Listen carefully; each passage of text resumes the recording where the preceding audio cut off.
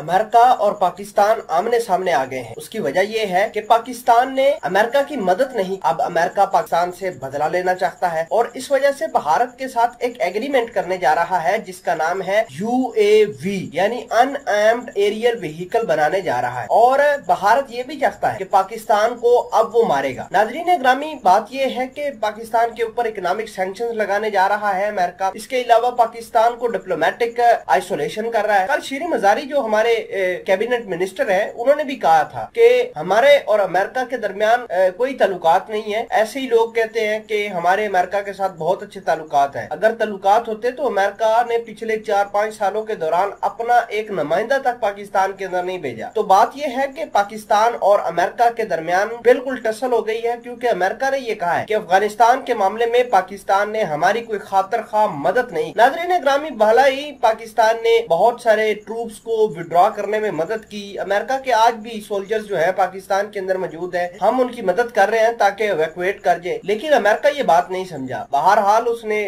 भारत के साथ मिलकर UAV यानी अनआर्म्ड एरियल व्हीकल जो है वो बनाने शुरू कर दिए हैं और इजराइल को भी ये कहा है कि अपने जो स्पाई सिस्टम है वो पाकिस्तान के लिए इस्तेमाल करो, पाकिस्तान को टारगेट। मामला क्या है, पाकिस्तान कैसे इन तमाम तर चीजों को टैकल करेगा, तमाम तर चीजें आज की इस वीडियो में डिटेल के साथ डिस्कस करेंगे। छोटी सी गुजारिश है कि आप हमारा YouTube चैनल हसनात टीवी को सब्सक्राइब करके पास मौजूद घंटी के निशान को दबा लें ताकि लेटेस्ट न्यूज आप तक बर वक्त पहुंचती रहे। सामईन कदर, बात यह है कि अफगानिस्तान के हालात दिन ब दिन खराब होते जा रहे हैं और पाकिस्तान ये डिमांड करता है कि पूरी दुनिया, जी हाँ पूरी दुनिया अफगानिस्तान को सपोर्ट करे। अगर आज हम अफगानिस्तान को सपोर्ट नहीं करेंगे तो उधर सिविल वार आएगी। सिविल वार जैसे होगी तो पूरी दुनिया के ऊपर इसके रिपरकशंस आएंगे। एक तो रेफ्यूजीज क्राइसिस होंगे, दूसरे नंबर पर इकोनॉमिक सिचुएशन खराब हो जाएगी पूरी इस रीजन की, और जो हम ट्रेड वगैरह करते हैं वो सारी की सारी ऑलरेडी बंद है, मजीद उसके ऊपर खुलने के कोई चांसेस नहीं। आपको ये बता दें कि इसी बीच अमेरिका ने एक बड़ा ऐलान, लगातार अमेरिका वाले, अमेरिका के सेनेटर, अमेरिका के कांग्रेसमैन जो है वो बाइडेन सरकार को लेटर लिख रहे थे कि आप पाकिस्तान को कंट्रोल कीजिए, पाकिस्तान के ऊपर पाबंदियां लगाइए, पाकिस्तान हो सकता है कि अपने न्यूक्लियर वेपन्स जो है वो तालिबानों को दे दे, तो लिहाजा पाकिस्तान के ऊपर चेक एंड बैलेंस रखे जाए। तो भारत के साथ अब अमेरिका ने खुल्लम खुला कहा है कि हम इनके साथ कोलैबोरेशन करेंगे और कोलैबोरेट करके पाकिस्तान को सप्रेस करने की कोशिश करेंगे, क्योंकि पाकिस्तान ने हमारी किसी किस्म की मदद ही नहीं की। पाकिस्तान को हम कहते रहे हैं हमें फौजी अड्डे दे दो, पाकिस्तान ने नहीं दिए। पाकिस्तान को कहते रहे हैं कि तालिबानों को सप्रेस करो, पाकिस्तान ने नहीं किए। और आज पाकिस्तान ये कहता है कि तालिबानों को सपोर्ट करो और